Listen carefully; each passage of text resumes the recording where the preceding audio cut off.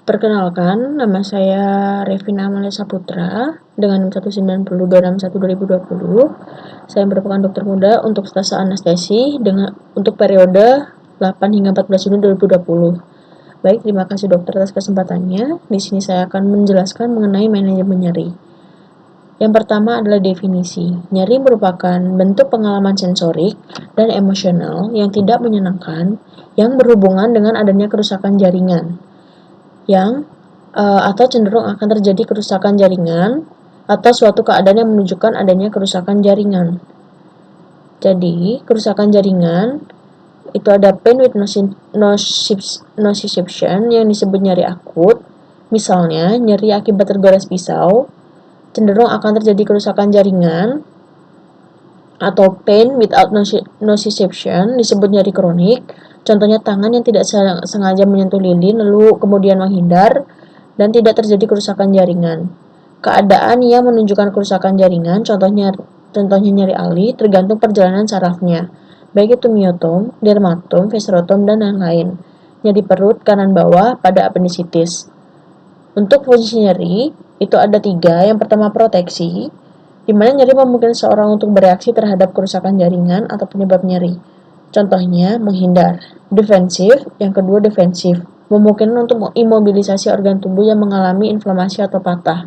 Yang ketiga adalah penunjang diagnosis, di mana nyeri dapat menunjukkan daerah tertentu yang mengalami masalah, sehingga penyakit atau proses yang terjadi dapat kita ketahui. Contohnya, ibu hamil yang cukup bulan yang merasakan nyeri di daerah perut, yang merupakan tanda persalinan. Lalu kemudian saya akan menjelaskan mengenai mekanisme nyeri. Mekanisme nyeri ada 4, yaitu transduksi, transmisi, kemudian modulasi, dan persepsi. Yang pertama, saya akan menjelaskan mengenai transduksi. Transduksi itu merupakan proses stimuli nyeri atau nasiostimuli yang diterjemahkan atau diubah menjadi suatu aktivitas listrik pada ujung-ujung saraf. Suatu proses di mana akhiran saraf efferent yang menerjemahkan stimulus atau rangsangan, misalnya tusukan jarum, ke impuls nociceptif. Proses ini dimulai dari adanya kerusakan jaringan atau rangsang-rangsang intensitas tinggi yang dipengaruhi oleh thermal, mekanik, elektrik, atau kimiawi yang dapat menghasilkan zat mediator inflamasi. Zat yang dapat merangsang reseptor nyeri adalah zat algesik seperti kalium, ion hidrogen, laktat, serotonin, bradikinin, prostaglandin, histamin, leukotrien, substansi P, dan katekolamin yang merangsang reseptor nyeri di serat saraf aferen A, delta, dan C yang merupakan ini 2 serat saraf yang berperan pada mekanisme nyeri. Kemudian akan menimbulkan aktivasi dan sensitisasi serabut saraf nyeri, lalu menimbulkan depolarisasi. Yang kedua adalah transmisi. Merupakan suatu proses di mana impuls disalurkan menuju cornu dorsalis, medulla spinalis, kemudian sepanjang traktus sensorik menuju otak, di mana impuls akan disalurkan oleh serabut saraf A delta dan C sebagai neuron pertama ke medulla spinalis. Lalu transmisi ini dia menjalar melalui 3 neuronal pathway. Yang pertama itu ada first order neuron, di mana dari rangsangan di perifer, yaitu kulit, periosteum, permukaan sendi, otot rangka, atau dari serabut saraf sensoris, yaitu nervus cranialis, lalu kemudian oleh akson akan dibawa ke dorsal root atau dibawa ke nuklei saraf cranialis di brainstem. Kemudian bersinaps dengan sel bodies di spinal cords, di gray matter, kemudian menuju ke second order neuron. Yang kedua, second order neuron, di mana saat afferent fiber memasuki spinal cord, di serabut ini akan dikelompokkan ke lamina-lamina rigid yang tertentu berdasarkan ukuran sarafnya.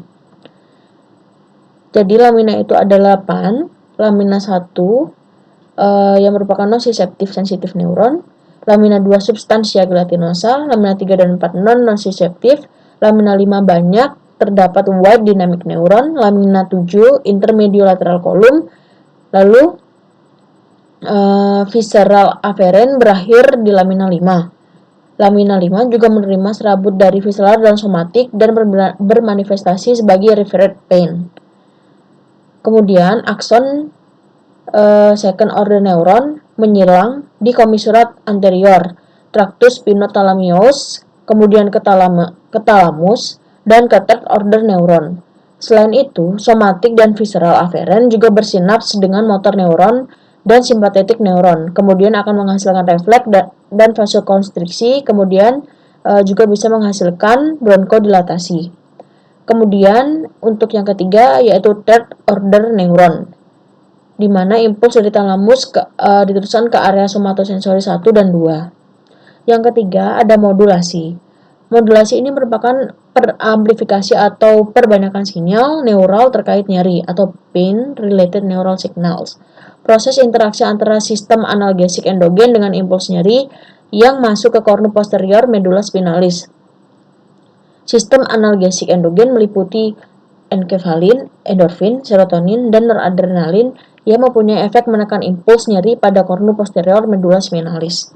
Modulasi dapat terjadi di perifer dengan menggosok area nyeri, kemudian rangsa raba, lalu terjadi di medula spinalis yaitu di substantia gelatinosa dan di supraspinal atau periqueductal greater.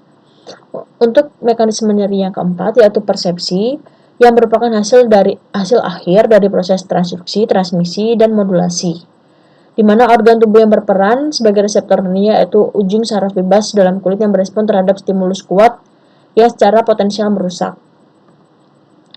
Lalu kemudian penilaian nyeri, ada beberapa penilaian nyeri, yaitu ada VAS atau Visual Analog Scale, yang kedua numerik NRS atau Numeric Rating Scale, yang ketiga WPPS atau Wong-Baker Pain Scale, yang keempat ada MPK atau McGill Pain Questionnaire, dan yang kelima itu Pain Diary. Yang pertama saya akan bahas mengenai Visual Analog Scale atau VAS. VAS ini merupakan jenis skala yang memperlihatkan garis vertikal atau garis horizontal, di mana tiap ujung garis merupakan batas ekstrim dari intensitas nyeri atau sakit. Bagian ujung kiri adalah no pain atau tidak nyeri, dan yang paling kanan merupakan worst possible pain atau nyeri yang sangat hebat. Biasanya digunakan untuk pasien anak-anak untuk menilai intensitas nyerinya, yaitu usia di atas 8 tahun. Pasien akan diminta untuk menunjukkan poin atau membuat tanda di sepanjang garis horizontal atau mendatar yang menunjukkan intensitas nyeri yang dia rasakan. Nilai VAS itu dibagi beberapa, misalnya dia setelah kita ukur yaitu lebih dari 70 mm yang menandakan nyeri berat, 0 sampai 5 mm tidak nyeri, 5 hingga 44 mm nyeri ringan, 45 hingga 74 mm merupakan nyeri sedang. Untuk keuntungan Visual Analog Scale yaitu metode pengukuran intensitas nyeri yang paling sensitif, murah, dan mudah dibuat. Bisa kita lihat seperti ini gambarannya. VAS merupakan korelasi yang baik dengan skala-skala pengukuran yang lain dan dapat diaplikasikan pada semua pasien, serta VAS dapat digunakan untuk mengukur semua jenis nyeri. VAS mudah dan cepat digunakan, menghindari penggunaan istilah yang tidak tepat. VAS juga serbaguna karena dapat digunakan untuk menilai dimensi berbeda dari nyeri pada skala yang sama. Misalnya, intensitas nyeri dan rasa tidak nyaman karena nyeri pada anak-anak usia di atas 8 tahun. Untuk kerugian VAS, yaitu memerlukan penjelasan dengan hati-hati agar pasien atau anak-anak memahami arti dari setiap skala dan dapat menunjuk bagian skala yang sesuai. VAS memerlukan pengukuran yang lebih teliti dan sangat bergantung pada pemahaman pasien terhadap alat ukur tersebut. Untuk periode pasca bedah, VAS tidak banyak bermanfaat karena VAS memerlukan koordinasi visual dan motorik serta kemampuan konsentrasi, di mana VAS tidak cocok digunakan untuk pasien yang berusia di bawah 5 tahun. Yang kedua ada Numeric Rating Scale atau NRS. Baik, NRS ini yang paling sering diminati oleh klinisi untuk menilai nyeri pada pasien pediatrik atau anak-anak. NRS disajikan dalam bentuk garis horizontal di mana sepanjang garis di ujung kiri terdapat skala 0 atau no pain, yang paling kanan itu skalanya 10 yang merupakan worst possible pain atau nyeri yang sangat hebat. Di mana sering digunakan sama dengan VAS, NRS sering digunakan pada pasien di usia di atas 8 tahun. Seperti ini, jadi bedanya dari FAST, NRS terdapat angka-angkanya yang menunjukkan derajat nyeri yang pasien rasakan. Untuk keuntungan NRS, yaitu sederhana dan mudah dimengerti, sensitif terhadap dosis, jenis kelamin, dan perbedaan etnis, lebih baik daripada FAST, terutama untuk menilai nyeri akut. Untuk kerugian NRS, memiliki keterbatasan pilihan kata untuk menggambarkan rasa nyeri.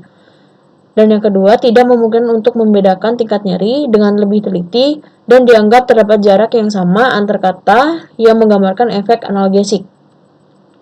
Untuk yang ketiga, atau Wong-Baker Rating Scale atau WBPRS, merupakan skala yang terdiri dari lukisan ekspresi wajah yang dijejerkan secara horizontal dengan disertai skala 0 hingga 10. WBPRS memperlihatkan ekspresi dari no heart atau tidak nyeri, di mana di wajah paling kiri, hingga heart worse atau tidak tertahankan pada wajah paling kanan. Digunakan pada pasien dewasa dan anak yang berusia lebih dari 3 tahun dan tidak dapat menggambarkan intensitas nyeri dengan angka. Klinisi perlu menjelaskan arti dari tiap gambar kepada pasien supaya dan kemudian memintanya untuk menunjukkan salah satu gambar yang mengekspresikan rasa nyeri atau sakit yang mereka rasakan. Jadi di sini bisa kita lihat WBPRS terdapat ekspresi-ekspresi wajah di mana kita nanti bisa mengetahui tingkat intensitas nyeri dari pasien yang pasien rasakan. Untuk keuntungan WBPRS, yang pertama mudah dan cepat digunakan, yang kedua mudah dipahami oleh anak-anak dalam penilaian nyeri yang dirasakan, dan yang ketiga dapat diakses tanpa biaya dan sudah diterjemahkan ke lebih dari 35 bahasa. Untuk kekurangan WBPRS, yaitu bisa terdapat faktor perancu seperti anak yang menangis belum tentu merasakan sakit sekali atau anak yang tersenyum lebar yang belum tentu tidak merasa sakit. Untuk yang keempat, yaitu McGill Pain Questionnaire atau MPQ, terdiri dari 4 bagian, gambar nyeri, indeks nyeri, pertanyaan-pertanyaan mengenai nyeri terdahulu dan lokasinya, dan yang keempat, indeks intensitas nyeri yang dialami saat ini. MPQ dibagi menjadi 20 kelompok, bisa kita lihat. Lalu penilaian menggunakan angka diberikan untuk setiap kata sifat dan kemudian menjumlahkan semua angka berdasarkan pilihan kata pasien, maka akan diperoleh angka total. Jadi kita bisa lihat di sini merupakan McGill Pain Questionnaire. Di sini terdapat jenis-jenis nyeri seperti ditusuk, nyeri tajam, nyeri yang berat, dan sebagainya. Untuk keuntungan MPQ, yang pertama mengukur derajat nyeri sekaligus memberikan informasi lebih lanjut mengenai karakteristik nyeri dan dampaknya terhadap individu, misalnya kuantifikasi pada nyeri neuropatik. Untuk kekurangan MPQ, itu merupakan diperlukan pemahaman pasien mengenai kata-kata yang digunakan pada tes, sehingga keterbatasan intelektual dan verbal pasien akan mempengaruhi dan tidak mungkin memberikan hasil tes yang tidak akurat. MPQ juga terbatas penggunaannya pada pasien yang mengerti bahasa Inggris. Yang kelima yaitu pain diary. Jadi pain diary digunakan untuk memonitor rasa sakit atau nyeri dari waktu ke waktu, mengumpulkan data untuk mengetahui kemungkinan pemicu rasa sakit, memberikan informasi kepada penyedia layanan kesehatan untuk membuat keputusan perawatan terbaik. Jadi, pada pain diary yang harus kita perhatikan, yang pertama adalah tanggal atau waktu, lokasi nyeri, intensitas nyeri, dampak nyeri, faktor yang memperberat nyeri, dan masalah lain atau efek samping. Jadi bisa kita lihat di sini merupakan contoh dari pain diary. Untuk keuntungan dari pain diary, yang pertama, karena kita dapat memonitor nyeri dari waktu ke waktu, kita dapat mengantisipasi hal-hal atau kejadian buruk yang tidak diinginkan. Pain diary mencatat perubahan rasa sakit sehingga dapat membantu meningkatkan manajemen nyeri secara keseluruhan. Memilih manajemen yang efektif bagi pasien tersebut, misalnya terapi mana yang memberikan efek pereda nyeri yang cocok bagi pasien tersebut. Yang keempat, meningkatkan komunikasi dokter pasien karena dapat memberikan informasi yang komprehensif untuk membuat rencana terapeutik. Dan yang kelima, membantu manajemen nyeri kronis dan membantu tenaga kesehatan untuk memahami rasa nyeri yang dirasakan pasien secara komprehensif. Untuk kerugian pain diary, yang pertama terkadang pasien lupa atau malas untuk mengisi pain diary. Yang kedua, kurangnya pemahaman pasien untuk mengisi pen diary sehingga bisa terjadi mispersepsi. Untuk jenis nyeri di sini ada 3. Yang pertama ada nyeri somatik, nyeri visceral, dan nyeri alih. Yang pertama saya akan bahas mengenai nyeri somatik. Nyeri somatik merupakan nyeri yang timbul pada organ non-visceral, misalnya nyeri pasca bedah, nyeri metastatik, nyeri tulang, dan nyeri artritik. Nyeri somatik digambarkan dengan nyeri yang tajam, menusuk, terlokalisir pada daerah yang rusak atau rasa terbakar. Biasanya berasal dari kulit, jaringan subkutan, membran mukosa, otot skeletal, tendon, tulang, dan peritoneum. Contohnya, nyeri insisi bedah, tahap kedua persalinan, atau iritasi peritoneal. Penyakit yang menyebar pada dinding parietal yang menyebabkan rasa nyeri menusuk disampaikan oleh nervus spinalis. Untuk yang kedua, yaitu nyeri visceral, di mana nyeri tersebut berasal dari organ visceral, yang biasanya akibat distensi organ yang berongga, misalnya usus, kantung empedu, pankreas, jantung, yang menyebabkan peregangan dari jaringan, lalu menyebabkan iskemik karena kompresi dari pembuluh darah sehingga menyebabkan distensi berlebih dari jaringan. Nyeri visceral sering diikuti oleh referred pain dan sensasi otonom seperti mual muntah. Jadi nyeri visceral ini biasanya menjalar dan mengarah ke daerah permukaan tubuh jauh dari tempat nyeri tersebut berasal. Jadi nyeri visceral seperti kram sering bersamaan dengan gastroenteritis, penyakit kantong empedu, obstruksi uretral, menstruasi, dan distensi uterus pada tahap pertama persalinan. Penyebab nyeri visceral termasuk iskemik, peregangan ligamen, spasme otot polos, distensi struktur lunak seperti kantong empedu, saluran empedu, atau ureter. Untuk yang ketiga, yaitu nyeri alih yang sering kita sebut sebagai referred pain atau projection pain. Referred pain juga disebut sebagai nyeri reflektif, adalah rasa sakit yang dirasakan di lokasi selain dari lokasi stimulus yang menyakitkan. Contohnya adalah kasus angina pectoris yang disebabkan oleh infark miokard atau serangan jantung, di mana rasa sakit sering dirasakan di leher, bahu, punggung, daripada dirasakan di dada. Makin lama, makin luas nyerinya. Jadi untuk karakteristik dari referred pain, yang pertama adalah ukuran nyeri yang berhubungan dengan intensitas dan durasi nyeri yang terus-menerus atau sering timbul.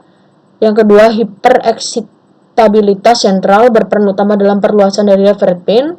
Yang ketiga, pasien dengan nyeri muskuloskeletal kronis akan memperluas area referred pain ke area ke eksperimental stimuli. Untuk penanganan nyeri akut, sedang, dan berat sesuai dengan step leader dari WHO. Garis besar strategi terapi farmakologi mengikuti WHO 3-step analgesic leader. 3 langkah tangga analgesik menurut WHO untuk pengobatan nyeri yang terdiri dari yang pertama, hendaknya menggunakan obat analgesik non-opiat seperti NSAID atau COX-2 specific inhibitor. Yang kedua, apabila masih tetap nyeri, kita naikkan ke tangga atau langkah yang kedua, bisa kita tambahkan obat dari golongan opioid lemah, misalnya kodein. Apabila ternyata masih belum reda atau menetap, maka bisa kita gunakan langkah yang ketiga, disarankan untuk menggunakan opioid keras seperti morfin. Untuk WHO step leader analgesic leader dapat diterapkan untuk nyeri akut maupun nyeri kronik, di mana nyeri akut yaitu dari 3-2-1, apabila nyeri kronik kita aplikasikan dari step yang 1-2-3. Jadi pada setiap langkah, bila perlu bisa ditambahkan adjuvan atau obat pembantu yang dapat meningkatkan efek analgesik, memberantas gejala-gejala yang menyertai, dan kemampuan untuk bertindak sebagai obat tersendiri terhadap tipe-tipe nyeri tertentu. Yang pertama, yaitu nyeri ringan. Di sini farmakoterapi tingkat 1 bisa kita tambahkan aspirin atau acetaminophen. Dosisnya bisa kita lihat diberikan setiap 4 jam sekali. Lalu acetaminophennya dengan dosis 325 hingga 650 mg yang dapat diberikan 4-6 jam sekali. Lalu farmakoterapi tingkat 2 bisa diberikan ibuprofen, sodium naproxen, ketoprofen. Lalu untuk nyeri sedang, kita berikan farmakoterapi tingkat 3 seperti acetaminophen, ibuprofen, sodium naproxen, dan ketoprofen. Untuk farmakoterapi tingkat 4, di mana jika farmakoterapi tingkat 3 gagal, OAINS yang dipilih dapat diganti. Pilihan OAINS kedua sebaiknya dari kelompok kimia yang berbeda. Untuk farmakoterapi tingkat 5, bisa kita tambahkan opioid seperti kodein. Untuk yang nyeri sedang, farmakoterapi tingkat digunakan farmakoterapi tingkat 4 seperti tramadol dengan dosis 50 hingga 100 mg diberikan 4 hingga 6 jam. Nyeri berat diberikan farmakoterapi tingkat 7. Untuk nama obatnya ada morfin. Kita berikan morfin apabila terapi non-narkotik tidak efektif dan terdapat riwayat terapi narkotik untuk nyeri. Lalu yang kedua, campuran agonis-antagonis pentasosin. Untuk mekanismenya untuk memblok aktivasi komponen mu delta kompleks reseptor. Dan ada agonis parsial dengan mekanisme blok aktivasi komponen mu delta kompleks reseptor. Baik, sekian penjelasan mengenai manajemen nyeri dari saya. Terima kasih atas perhatiannya. Selamat siang.